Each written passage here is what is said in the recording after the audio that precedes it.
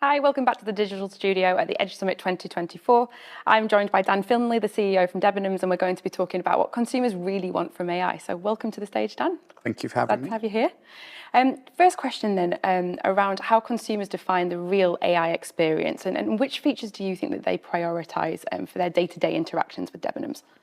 I think AI is very much an industry term and everybody in the industry is talking about it, but I don't think consumers are talking about it anywhere near to the same extent. And I think, it's the age-old adage with consumers that they want great experiences, they want great service, want to have a fantastic shopping experience.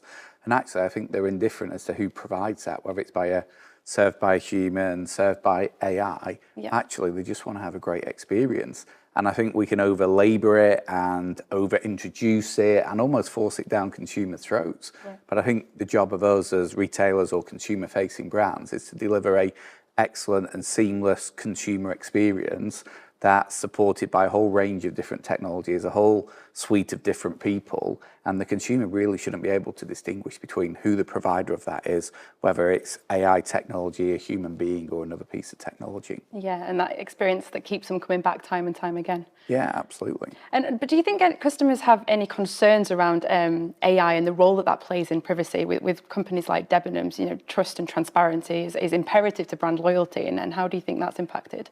Look, I think it's incumbent upon the technology providers, the retailers and consumer-facing brands such as ourselves to make sure that technology is being used in a responsible, appropriate and fair way for consumers. I think some of the media can, scare consumers about this. Everybody's seen the different movies that are maybe predicting what technology might do in the future, but governments, technology providers, consumer-facing brands have got to make sure that the technology that's being deployed is being deployed responsibly. But I think at the end of the day, the consumer wants a great experience, and first and foremost, it's the responsibility of the tech firms and the consumer-facing businesses such as ourselves to make sure any technology that we're using is doing what it says it does, is delivering a great experience to the consumer and is removing friction from the experience, not introducing friction. No, absolutely, and we keep coming back to the critical side of a good customer experience. Are there any scenarios in which you think consumers might prefer AI assistance over human interaction? We talked a lot this morning about the importance of connectivity and kind of perhaps losing that human interaction, but are there any scenarios? Again, I think it's not about physical or digital. It's not about human or AI. It's about how can you do it most efficiently and effectively. And I think where consumers can get a great experience delivered quickly and more efficiently, and it happens to be powered by technology or AI-driven technology, then they're going to preference that over maybe waiting in the queue for 3.5 minutes, 10 minutes, an hour or something like that to receive the service. But again, I think it comes back down to the consumer shouldn't really be able to draw any distinction between a human serving them or an AI agent serving them, or the technology that's powering the experience that they're having. They just want to have a great experience. They want to be dealt with efficiently. They want to be dealt with empathetically. They want to feel like they're being listened to. They want whatever problem that they have solved. And I think that's the most important thing. And it's our job behind the scenes to tie up the technology and to use AI and to use the right combination of AI and humans to deliver that great experience to consumers. Okay, fantastic. And so you've mentioned that really consumers don't really care at the end of the day as long as they're getting that good experience. But for businesses, especially like Debenhams, what do you feel you are most excited for, eager to see in AI trends, and how are you looking to operationalise those?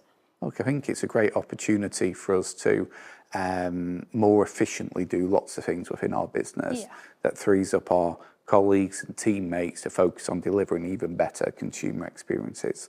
So I think technology can take away a lot of manual tasks, it can automate a lot of activity, it can provide insights and recommendations and data points that might have taken teams days or weeks or months or even years, or maybe they never even got round to it in order to do it. So I think it can make us a lot more efficient back of house. It can provide a lot more interesting insights and recommendations that frees up our colleagues to really focus on delivering, improved experiences to our consumers. Do consumer preferences for AI differ demographically at all, or from region to region? Again, I think it's, largely driven by technology adoption. And I think it's all about, people used to talk about, do people want to go into physical retail stores, or are they willing to shop online? Right. And I remember the debate when, well, who would buy fashion online? Who would buy, a bed online? Who would buy a sofa online? You're only ever going to go into a store. But over time, digital adoption's increased significantly. And I think that'll be the same, with our AI-driven experiences. And I don't think it's AI that will drive the trend. I think it's increasingly digital adoption that will drive it, improved experiences delivered through digital that, increase consumer confidence in shopping digitally, and increasingly more and more of those experiences will be powered behind the scenes, unbeknownst to the customer, by AI. With Debenhams being one of the oldest retailers in the world, how have you found that these shifts in the digital landscape, and what are you putting into practice at Debenhams? I think it's really interesting. Debenhams is, one of the oldest department stores in the world. It's a creator of multi-branded retail. For over 2 centuries, it's been playing a small part in the moments that matter in people's lives. And it's continuously had to evolve its proposition over time.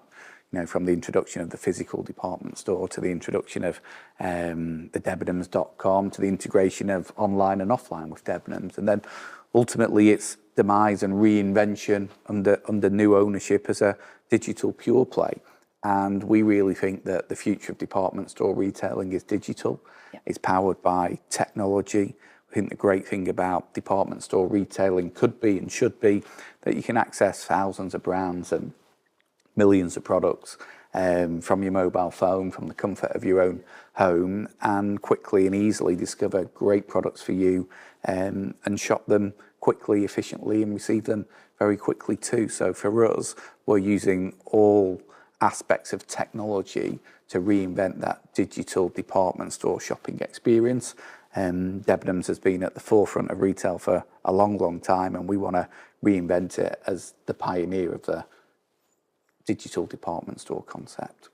However, how do you keep customers coming back as well online? Because Debenhams, as you said, started as one of the oldest department stores in the world, and that shift to online, what challenges has that presented, and how have you managed those?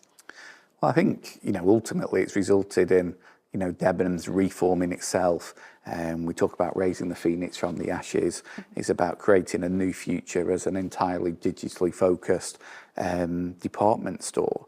I think fundamentally consumers want choice, and we've got an opportunity to provide them a huge assortment of brands and products to choose from that are relevant to them every day. Yeah. So whether they're doing a home renovation or they're moving house, whether or not they've got a christening coming up or a wedding that they're going to, or just want to feel better in themselves, we want to offer consumers great brands, great products every single day across fashion, home and beauty to play a small part in helping improve their daily lives. Yeah, and you talked about making that an efficient process, and so really putting the products in front of the consumer before really they know what they're looking for, right? Yeah, absolutely. And I guess we talk a little bit like wanting to be what Shopify is to music. We want Debenhams to be that to retail. A curated and personalised selection that's relevant to you, but with absolute certainty whatever it is that you might want to listen to in the case of Spotify, or buy in the case of Debenhams, that you can find and discover. It'll be available and delivered efficiently and effectively alongside a great service experience. Thank you so much, Dan. And thank you for joining us at the Digital Studio. Tune in for more episodes.